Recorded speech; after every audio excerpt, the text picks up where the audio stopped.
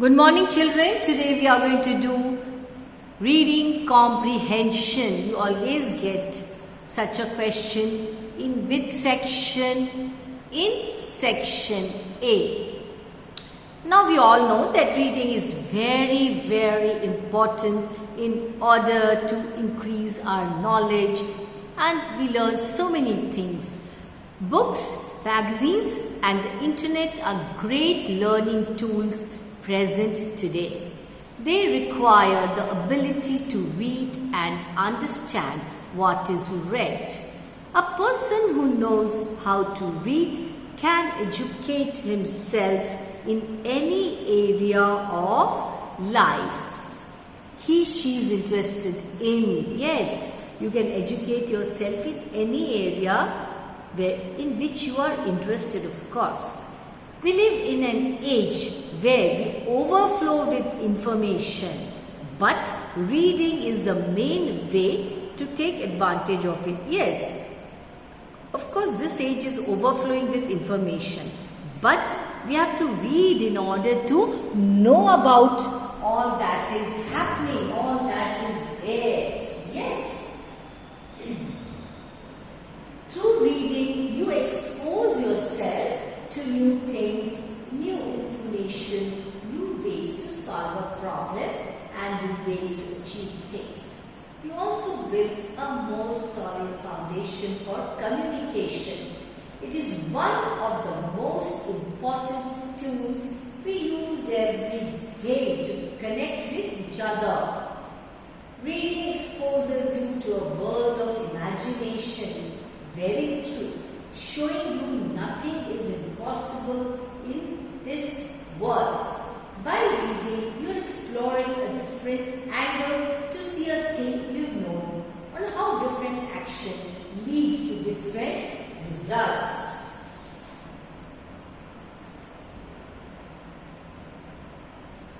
See, reading without understanding is of no use, pointless. It is better not to read than to read without understanding. It is essential, very important that you think about what you are reading and don't move on to the next sentence until you are sure that you have as clear an understanding as you can of what is written on the sheet of paper or the computer, video screen, etc. in front of you. You have to understand whatever you read. Simply reading is of no use at all. Now, what is the meaning of comprehension? Comprehension is derived from the word comprehend. What does it mean? It means the power to understand. Reading comprehension passages are exercises that train students to understand the language. It is a training exercise basically. It helps the students to understand the language. So that is the purpose actually. Main questions based on the reading comprehension. There are questions which come with complete sentences to be completed by choosing the correct option.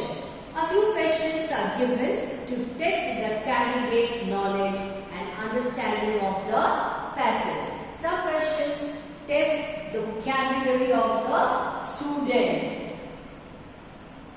Answering MCQs. How do you do that? Read the phrase carefully and locate it in the passage.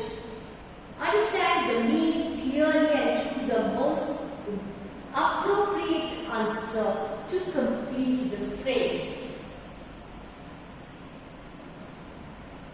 Dealing with short answer type questions. Understand and read the instructions thoroughly. Answers to the questions must be precise and to the point. Very important.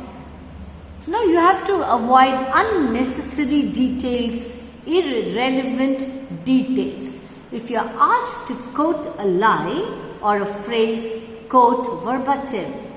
If you follow the order of the questions given, you will find it easier to locate the answer as they too follow the same sequence. The same sequence is followed there. So you can easily find out, locate the answer.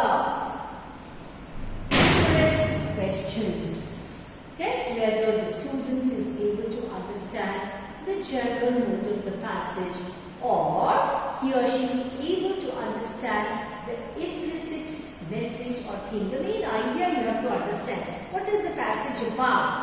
What is the writer trying to tell us? What is the poet trying to tell us? It also tests whether the student is able to infer or extrapolate based on the passage. Read the relevant portions of the passage carefully to find the important points or keywords for the questions. Very important. Answer should be written in your own words, unless the question demands to quote a phrase or expression. If you have to quote, you have to use the exact words.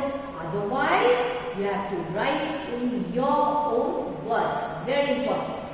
Never lift sentences or chunks from the passage. It would be dangerous to do that. Yes, because what happens? You will leave your answer incomplete. Now to find a word or expression, this is vocabulary question. In the text which means the same as another word or expression or a synonym, you very often get such questions. In fact, you always get. Locate the sentences where you think the word can be found. And very often the paragraph number is mentioned there in the question itself. Identify the word you think the answer is and replace it with the given word or expression from the question. If the sentence still means the same, it can be confirmed as the right word. Steps in summary writing, very important. You must remember this question calls for your ability to summarize a passage within the limit of 100 words. Yes, it is 100 words only. Summary ensures that you understand the passage and have the judgment to separate what is relevant and what is irrelevant. You should be able to separate relevant and the relevant from the irrelevant. That you should be able to do. Yes. So, very important is summary writing. The summary should be written in simple language. We should use indirect speech in the summary. Avoid ornamentation with idioms and figures of speech and do away with comparisons, repetitions, examples. Avoid the use of any details that is not included in the passage. Even if you are aware of the source of the passage, do not use unnecessary details. The first step in the summary writing is collecting the important and relevant points by reading the passage carefully in detail. While reading the passage for summarizing, you can jot down the points in the form of short phrases. Compare the points with the original and remove the unnecessary ones. Now you have an outline of the summary in your hands. Now prepare the first draft of the summary with the help of the notes. Take care to write your summary in meaningful sentences, avoiding spelling and grammatical errors. There should be no errors in fact. Suppose the prescribed word limit for the summary is 100 words. You may mark 20 lines in your answer script as a sign, 5 words to each line, so that you have a grid of 100 words, so that you will be able to write your summary within the word limit. Now fill the grid with one word in each box. The articles like a, and, the, etc. are all counted as single words, and one should be put in a separate square.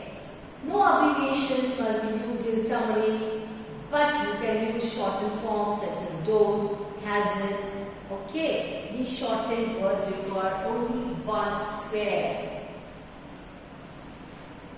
Before proceeding to the final draft, you should compare your summary with the original passage and remove repetitions and unnecessary explanations. You may prune your summary to ensure, you may cut it short, to ensure that the words are within the prescribed limit, and edit the finished paragraph so that There are no mistakes of grammar, punctuation and spelling. This is very important.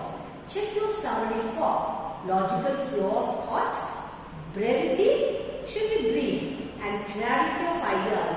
The ideas that you express should be absolutely clear.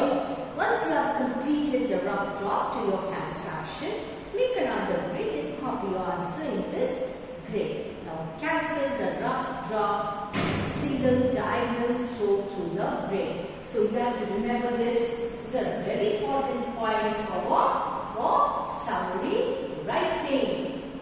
Now, we do an example. Should we?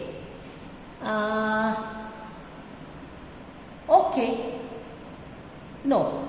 We'll do it in the next class. That is next session. That's all for today. Thank you. Goodbye. Please go through all that I said in this session, all that I taught in this session. These are all very important for you. Thank you. Bye-bye.